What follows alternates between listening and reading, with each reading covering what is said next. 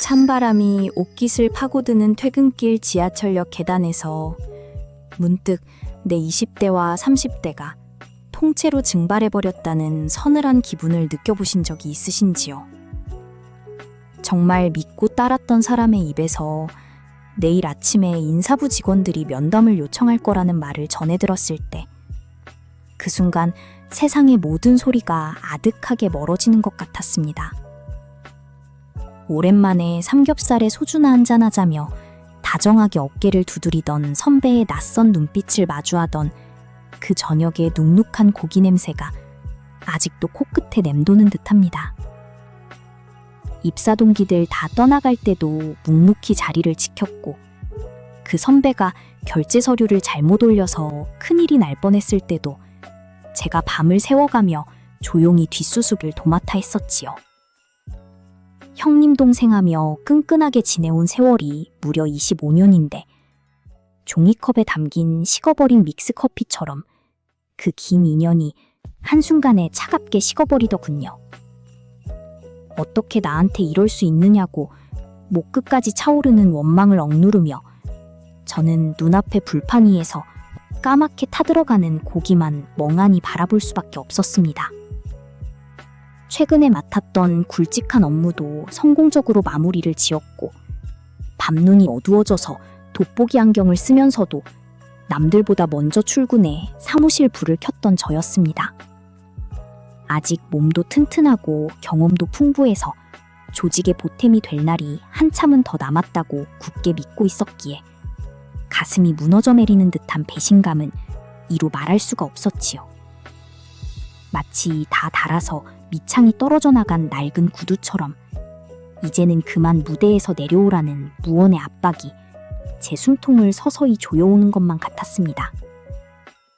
집으로 돌아오는 길에 덜컹거리는 막차 창문에 비친 제 얼굴을 가만히 들여다보니 어느새 주름이 깊게 파인 낯선 중년 사내가 멍한 눈으로 저를 쳐다보고 있더군요.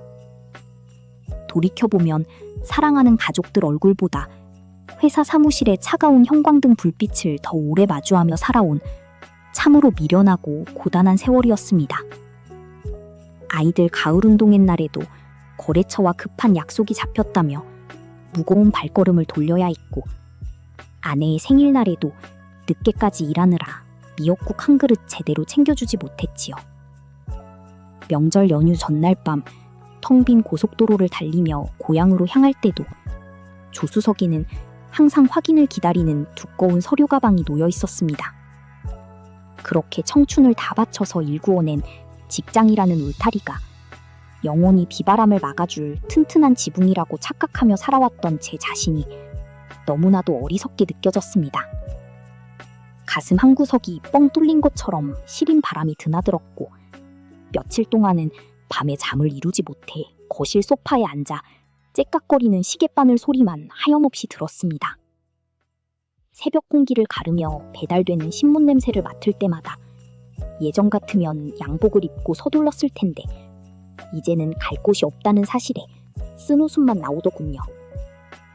평생을 목숨처럼 품고 다닌 명함 한 장이 제 인생의 전부를 대변해주는 줄 알았는데 그 빳빳한 종이 조각이 사라진다고 해서 제 삶이 끝나는 것은 아니라는 걸 깨닫기까지 참 오랜 시간이 걸렸습니다. 동네 뒷산을 오르며 마주치는 짙은 흙내음과 뺨을 스치는 시원한 산바람이 그제야 비로소 제 굳어버린 마음을 조금씩 녹여주기 시작했습니다. 거대한 기계 속의 작은 부품으로 살아오면서 정작 나 자신을 다독이고 돌보는 방법은 까맣게 잊어버린 채 그저 앞만 보고 달려왔던 것이지요. 등산로 입구에서 파는 김이 모락모락 나는 어묵국물 한 컵을 두 손으로 쥐고 호호 불어 마시면서 저는 참으로 오랜만에 혀끝에 닿는 온전한 삶의 온기를 느꼈습니다. 누군가의 든든한 상사나 성실한 부하 직원이 아니라 그냥 온전한 내 이름 석자로 뚜벅뚜벅 걸어가는 법을 이제서야 조금씩 다시 배우고 있는 중입니다. 아침마다 베란다 화분에 물을 주며 메마른 흙이 물을 머금는 소리를 가만히 듣고 있노라면 그동안 놓치고 살았던 일상의 작은 평화가 얼마나 눈부시게 소중한지 새삼 깨닫게 됩니다.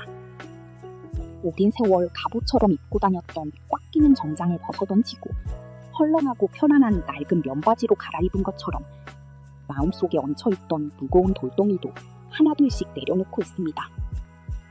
가끔은 예전 동무들의 승진 소식이나 낯익은 부서의 바쁜 소식을 전해들을 때면 묘한 섭섭함이 밀려오기도 하지만 그것도 스쳐 지나가는 바람일 뿐이지요. 이제는 남의 눈높이에 맞추기 위해 아등바등 살기보다는 그저 오늘 하루 나에게 주어진 이 고요한 시간을 어떻게 하면 더 다정하게 보낼까를 고민하게 되었습니다. 저처럼 젊은 날을 몽땅 일터에 바치고 헛헛한 마음을 달래지 못해 뜬 눈으로 밤을 지새우고 계실 수많은 동년배 번님들께 꼭 드리고 싶은 말씀이 있습니다. 우리가 쏟아낸 뜨거운 땀방울과 눈물은 결코 남의 회사 장부 속에만 기록된 것이 아니라 우리 자신의 단단한 뼈와 근육이 되어 남은 긴 인생을 굳건히 지탱해 줄 것입니다. 누군가에게 떠밀려나서 쫓겨난 것이 아니라 이제야 비로소 나만의 진짜 인생을 향해 자유롭게 걸어나갈 수 있는 크고 넓은 문이 활짝 열린 것이라고 생각하셨으면 좋겠습니다. 늦가을 붉게 물든 단풍잎이 미련 없이 가지에서 떨어지는 것은 나무가 죽어가는 것이 아니라 매서운 겨울을 이겨내고 찬란한 새봄을 맞이하기 위한 가장 아름다운 준비 과정이겠지요. 우리네 굽이치는 삶도 이와 같아서 굳게 닫힌 눈앞을 소송히 다가오면 반드시 또 다른 어딘가에서 따뜻한 햇살이 비춰드는 새로운 창문이 열리기 마련입니다. 오늘 저녁에는 사랑하는 아내와 마주 앉아 도불비불 찌릿 끓는 소리를 들으며 그동안 바쁘다는 핑계로 미루어두었던 정겨운 이야기꽃을 피워보는 것도 참 좋을 것 같습니다. 혹시라도 주위에 무거운 짐을 내려놓고 어깨가 축 처져 있는 어린 친구나 지인이 있다면 아무 말 없이 따뜻한 국밥 한 그릇 사주면서 이 이야기를 꼭 전해주시길 바랍니다. 카카오톡으로 이 작은 위로의 글을 나누시면서 우리 모두가 그 험난한 세월을 얼마나 치열하고 훌륭하게 버텨왔는지 서로의 부분등을 다정하게 토닥여주셨으면 참 좋겠습니다. 눈부시게 화려하고 치열했던 젊은 날의 무대는 막을 내렸을지 몰라도 푹신한 관객 속에 앉아 여유롭게 남은 인생이라는 연극을 음미하는 지금이 어쩌면 훨씬 더 평화로운 시간일지도 모릅니다. 당신이 묵묵히 걸어온 그 모든 땀내나는 세월은 그 자체로 이미 눈물겹도록 존귀하니 이제는 부디 아픈 상처를 훌훌 털어내고 당신만을 위한 맑고 다정한 계절을 맞이하시길 진심으로 응원합니다.